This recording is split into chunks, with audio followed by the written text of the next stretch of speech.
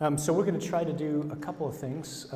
Father's going to try to handle the kind of the pastoral approach again, much like we did last time we were together. Look at some. I want to take the beginning time to look at weeks 3 through 6 of rerouting, and then we'll take some time for questions and whatnot at the end. So hopefully it will be clear.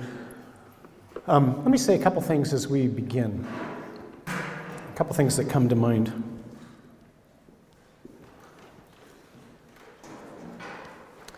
As I was praying this morning, I felt like the Lord just shared a couple things with me that were helpful. So we've already had the first person to leave the parish over this. You know what they left over? I'm sorry? You said the question was, why did they leave? Yeah.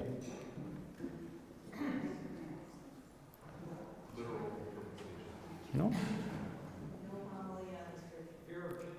Notes. The comment that got back to me was something along the lines of, we're going to go to a Catholic church where they don't ask you to take notes.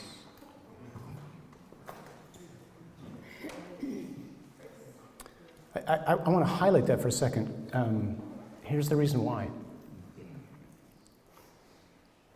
See, this week, Father Pierre is going to talk about the DNA. Remember, we talked at the introductory session about it's not changing the DNA, it's really healing the DNA. We have deformed DNA. Here's one of the ways that the old, sick DNA manifests itself. It manifests itself in what I might call a lazy approach to Mass. Meaning, I don't go there something like expecting to have to do work. So the image that came to mind this morning when I was, Kevin and I were just talking about his trip back from Italy. I know some folks from Richard just went.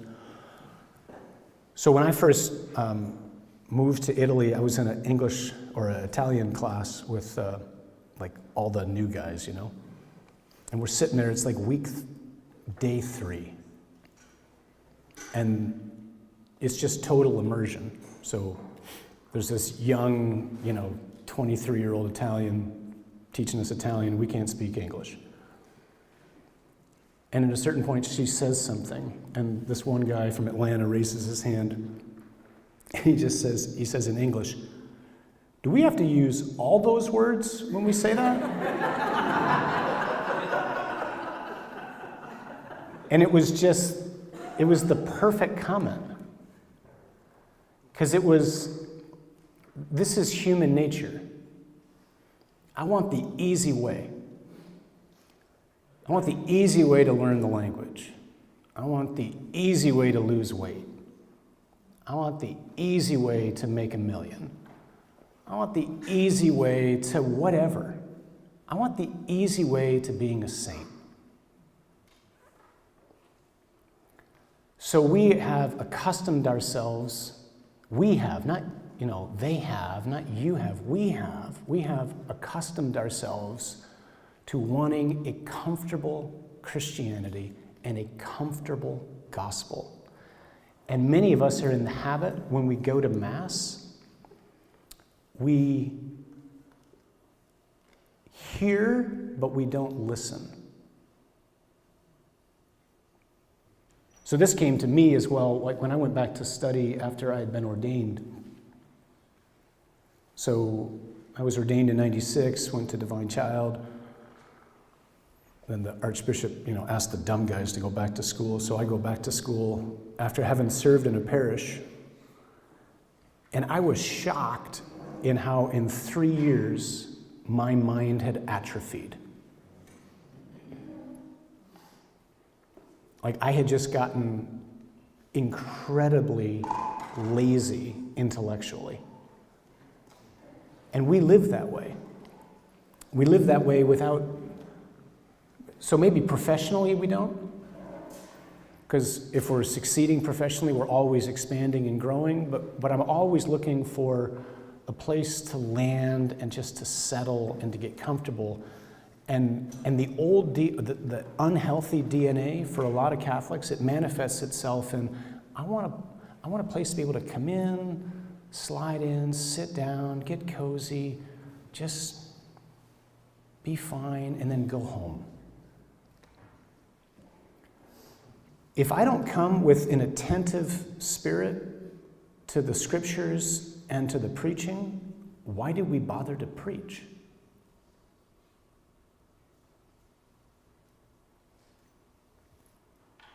Now, that demands that the preacher has something to say, which is arguable, okay?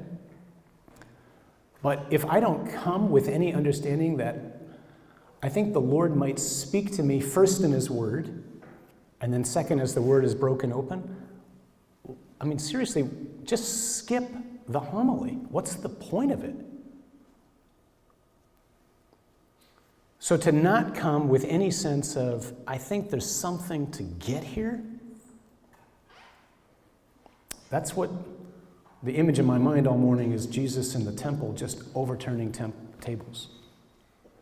That's what He's trying to do here. And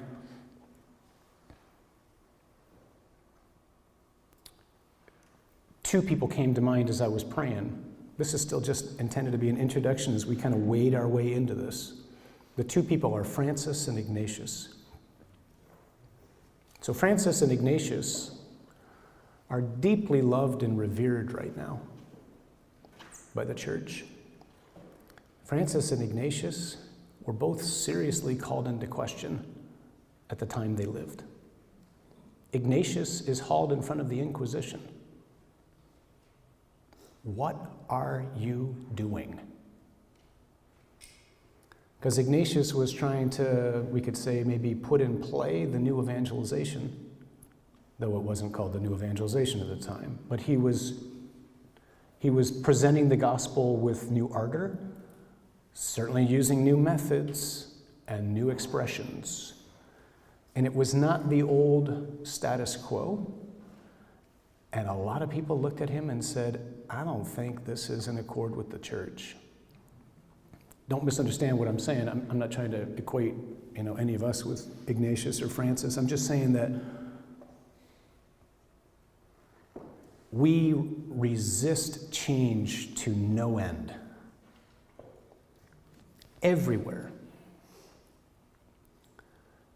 And it's going to show up in what we're doing right now.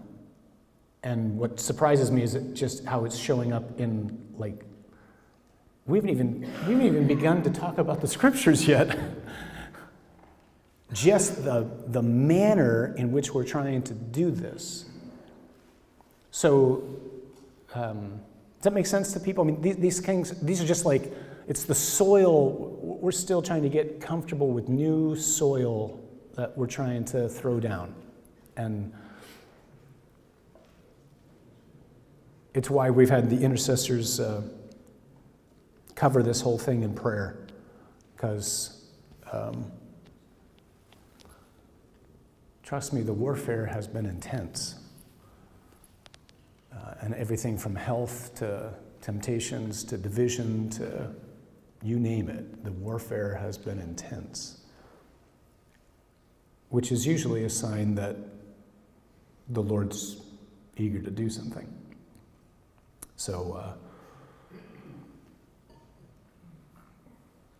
I'm trying to be sensitive to my own resistance to change. This is not an easy thing to do. Father Prentice and I were sitting there talking yesterday in the kitchen at the house on, we've been planning this since June, and we're still changing significant things coming up next week, because it's just requiring us to be listening to the Lord and listening to what's going on. This is not the analogy here would be, I mean, what kind of physician would be sitting in their office and the assistant walks out and says, hey, Mr. Thornton's out there. Yeah, this is what's wrong with him. Well, how do you know? You haven't even seen him yet. No, I think this is what's wrong. So we have a living organism here that is this particular parish, and we're trying to both do something in delivering the gospel and then watch the reaction of the patient at the same time. And in these next couple of weeks, I think especially this week and then the fourth week, the patient's going to kick. So get ready. I think this weekend's talk and the fourth weekend they have the potential to provoke a lot.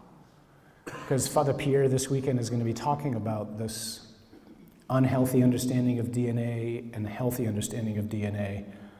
And, the gospel image would be when Jesus walks up to the man who's been sick for 38 years and says, do you really want to be well? Well, that seems like a really stupid question to ask somebody. But it's not. Because we actually get accustomed to and befriend our sickness. It's a comfortable excuse. And if the Lord's going to heal me, then it's going to mean being brought into a new way of living, and I don't know what that means, and then I got to be dependent upon him, and I don't like being dependent upon him. I like knowing what I'm doing and being in control. And you might as well give that part up, right? So that's going to happen a little bit this week. I think it's really going to happen in the fourth week. So let me try to run through these weeks 3 through 6, and maybe just make one more kind of introductory comment, which is to say, strategically, there's something really different about how we are, as priests and deacons anyway, approaching Sunday from Wednesday. So the whole purpose for doing what we're doing on Sunday is because that's the captive audience, right? Like, they're there. So what are we doing for the people who just come every Sunday? So the image is to try to bring as many people as we can with us on Sunday. And to be cunning as a serpent and innocent as a dove in how we present what we're presenting. In other words, not to unnecessarily provoke people on Sunday. The gospel is provocative enough. Wednesday, it's a little different. Wednesday, if you're there, more or less you want to be there. And so we're going to try to expose some things and go deeper on some things than we would on Sunday, and go maybe into content at times that we wouldn't go into on Sunday. And again, there's just a strategic method to that, which is especially in these first couple of weeks and especially in the fourth week, because we don't get to telling the story of creation, fall, redemption until week 5. And if we don't do week 4 well, we're never going to get there. We're just going to lose everybody. So I say that to you just for you to be aware of, but also maybe just to pray in a special way for us is what we're doing. So is that helpful strategically? Okay, so let's just kind of run through 3, 4, 5, and 6 kind of quick. Actually, Chris, so week 3 is entitled Emergency Vehicle Entrance. Anybody want to guess what that is?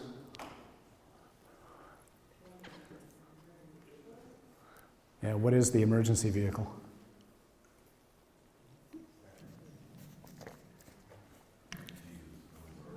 It's Jesus' body.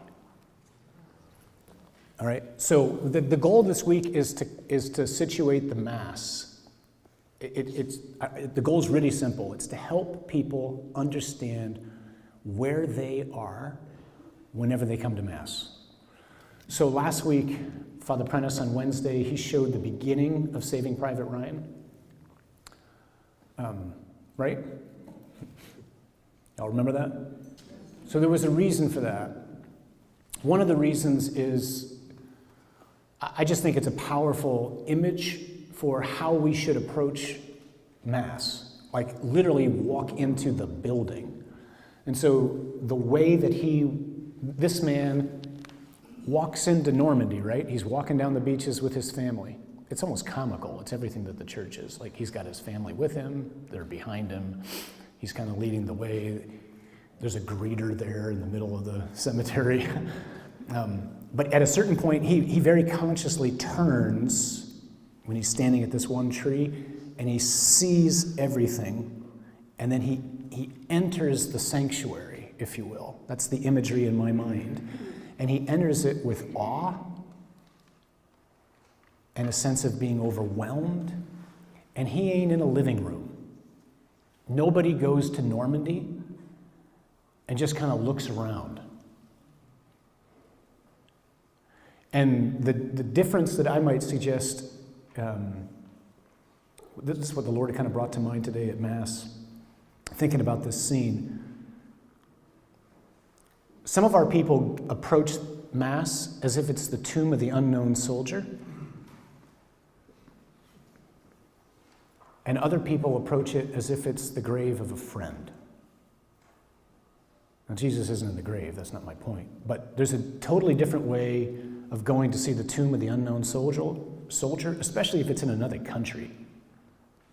Like, you guys just came back from Italy, so if you've ever been in Rome, you know, there's this huge monument called the Victor Emmanuel Monument. It's called the Wedding Cake.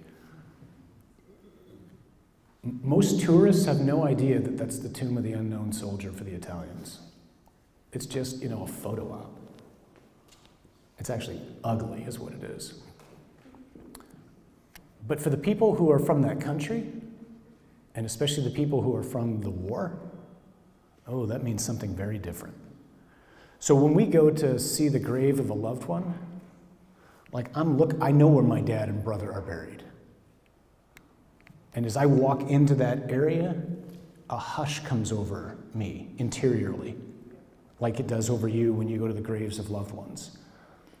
When we walk into the church, like my mind and my eyes should just be riveted on, that's not just some memorial, that's my friend who laid down his life for me. That was why we showed that. Week 3, there is no opening song. This is what we're going to show. You think asking people to take notes provoked folks?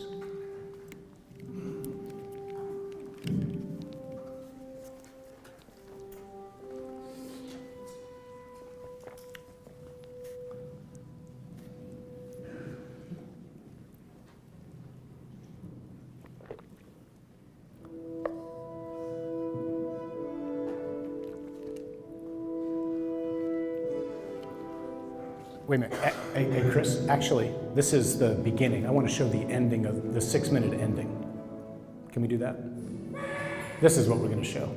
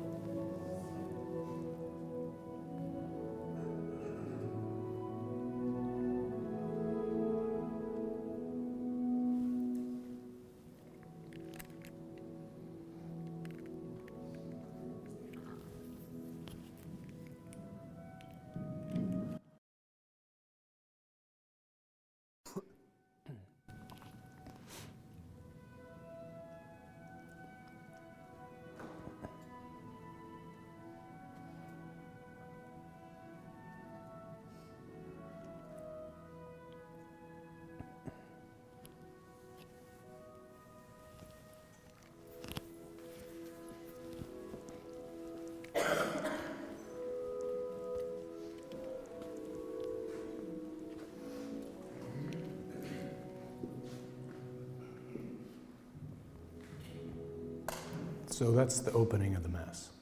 So just to be clear, like tactically or liturgically, it's outside the liturgy. So it's like a prelude, if you will. So we want to be really careful not to play with the Mass. So, the Mass begins with the greeting. So this will take the place of the opening song. And there'll be some introduction immediately after that, which just brings us right in. There's a reason behind this. This is, as some of you know, I think it's the greatest image for how to understand what's going on whenever we come to Mass. Because all of the movie of Saving Private Ryan is a flashback. So the whole encounter is like 10 minutes long. He walks into Normandy, stands at a grave. The mere fact of being at the grave, which is a cross, provokes all the memories of this man who died saving Ryan's life. The Mass is not a flashback. The Mass is better than that. It's more dramatic than that. It's more profound than that. It's more real than that.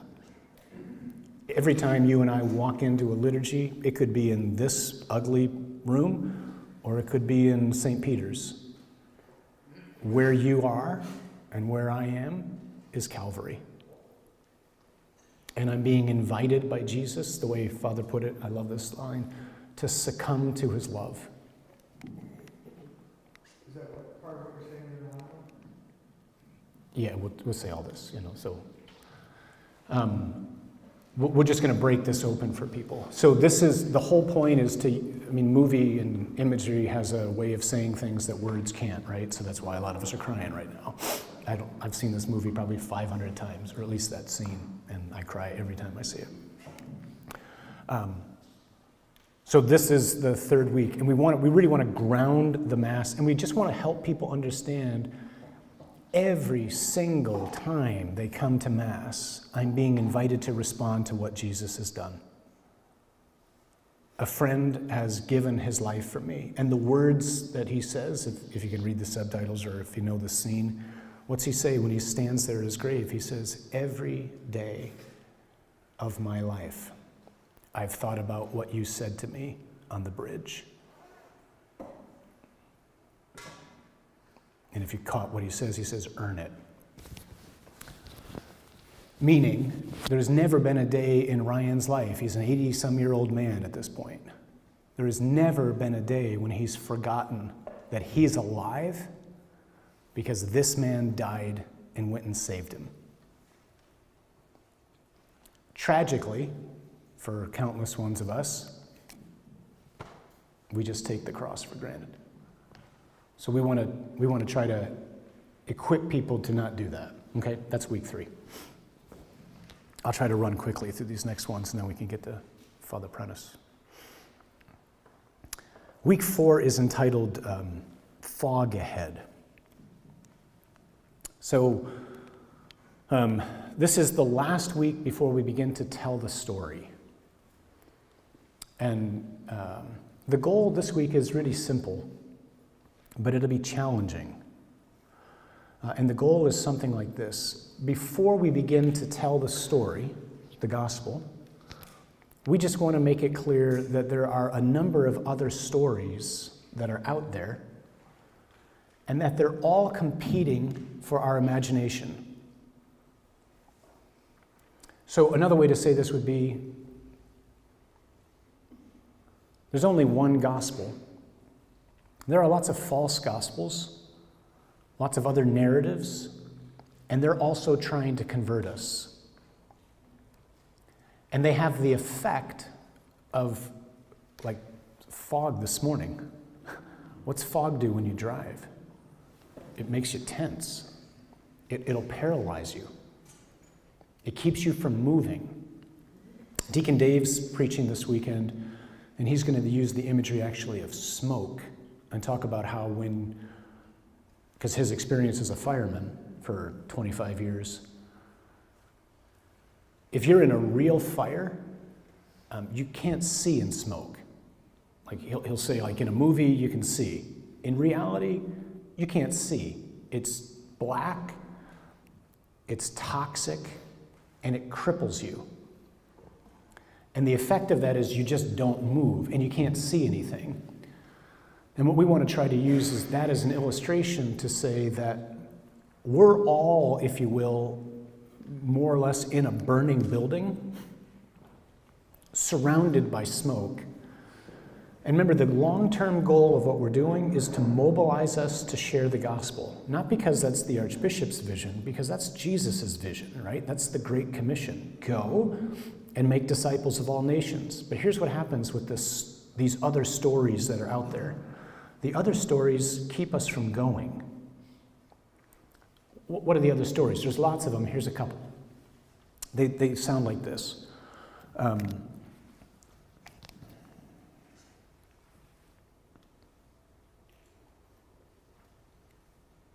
The only thing that's real is what's visible.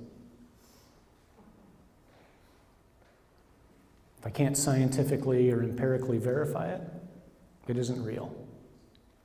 So there's no sacramental understanding of reality. Or there's two kinds of people. There are people who are logical, rational, reasonable, well-educated. And there's people with faith. They're illogical, irrational, uneducated, superstitious.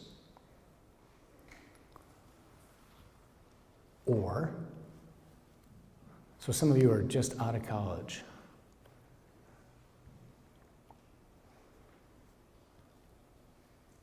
I got a text from a buddy of mine whose daughter's in med school right now. The text was her reporting to him, her father, what the professor was saying right now.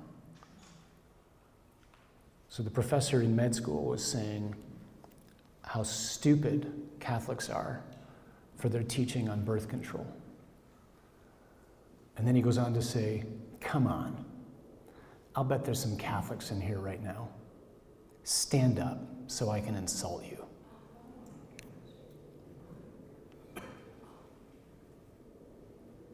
That's normative, people.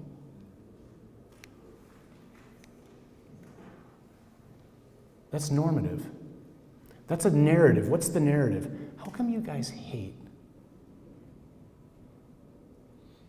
Why do people hate? Why are you such bigots? How come you just don't let people love? See, the most dangerous form of this narrative, and we're not going to do this on Sunday, we're going to do it on Wednesday, this part. So some of the younger folks can maybe weigh in on this at some point when we do the Q&A, but we spend a lot of time in the church talking about the truth of the gospel. This culture, by and large, could care less about truth. What do they care about? Goodness. Or beauty. And here's the story. The gospel is bad. You are on the, we are, you all, you are on the wrong side of this issue, this issue, this issue, this issue. You are the enemy of progress. You're holding us back.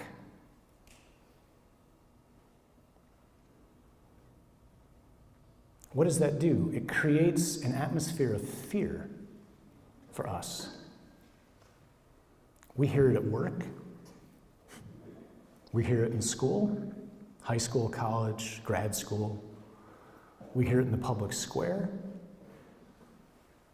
And what does it do? It keeps us from fulfilling the mission.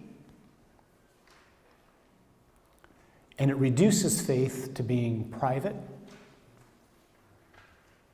So what are we going to do? Here's the old DNA, or the sick DNA. Okay, I continue to have faith. I'm going to have my Bible study. I'm going to come to church.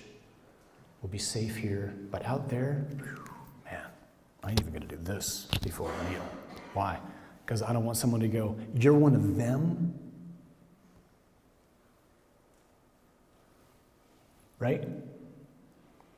This is everywhere, people. So that's week 4. That's the fog. And it will be, especially I think Wednesday night, and in our purposes, and I'll let Father talk about this however he's going to try to, this is going to stir things up. Because this has my imagination.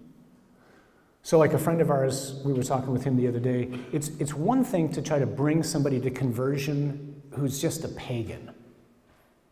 That's actually not that difficult. Because sooner or later you wake up and you go, this is just kind of stupid and boring. Like, I want more.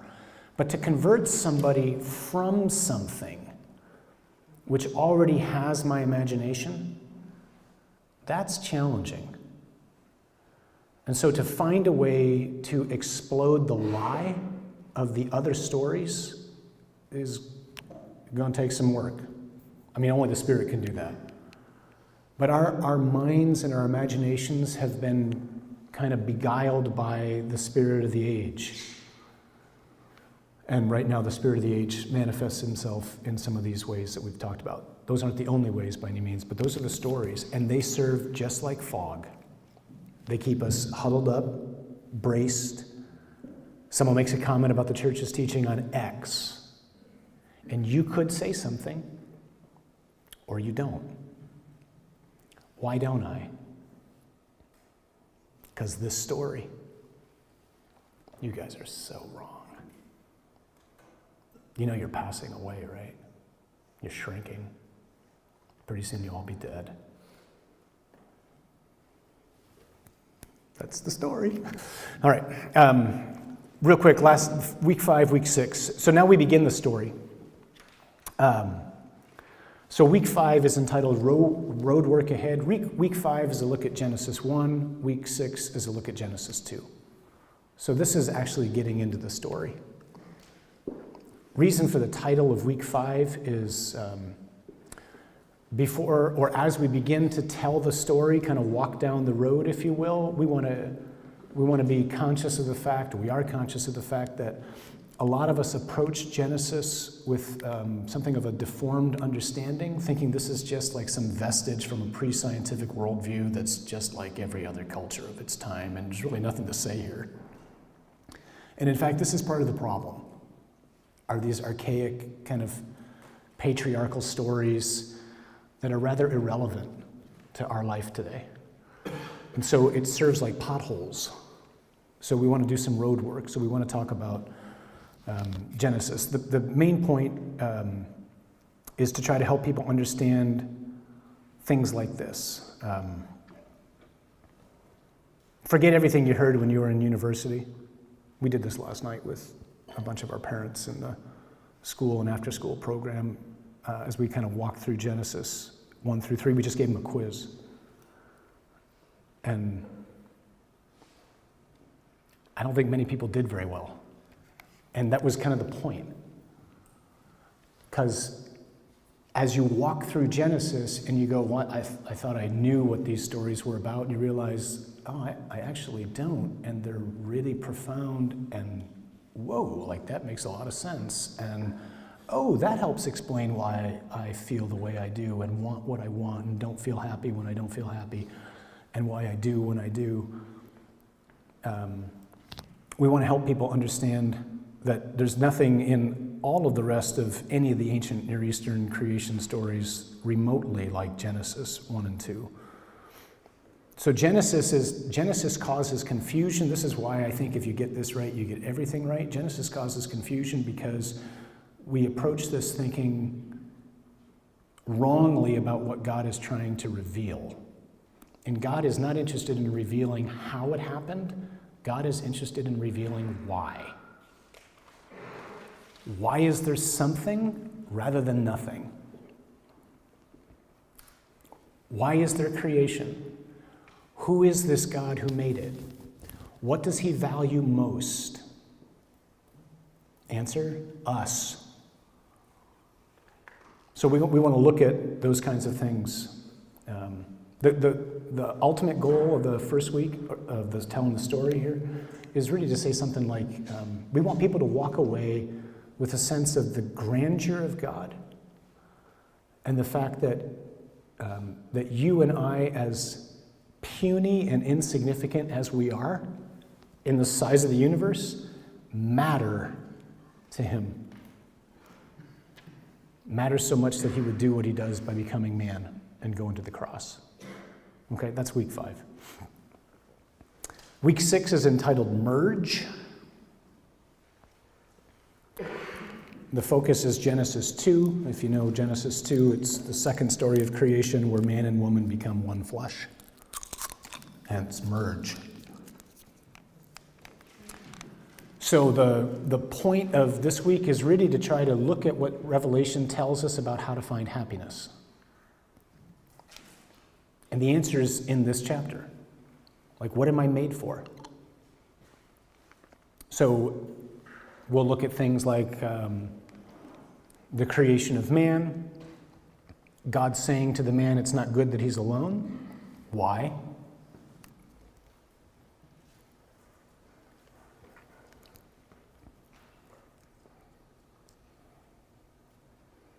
What can't I do alone? Love. And in order to love, I need one who's like me, but not me. So what's God do? God brings animals to the man. Because he's trying to figure out what will make him happy? No. Because this is how God works in our lives. He just intensifies desire and longing. That's the whole of human life on earth, is an ever greater sense of longing. And then finally, he presents woman to man. And for the first time in Scripture, man speaks when he sees woman. And he goes, that one at last is bone of my bone and flesh of my flesh. The whole point of that is, in seeing her, he understands who he is. So the way the Holy Father, Pope John Paul, would talk about this is, the woman simply standing in front of the man says to the man, I am what you're made for.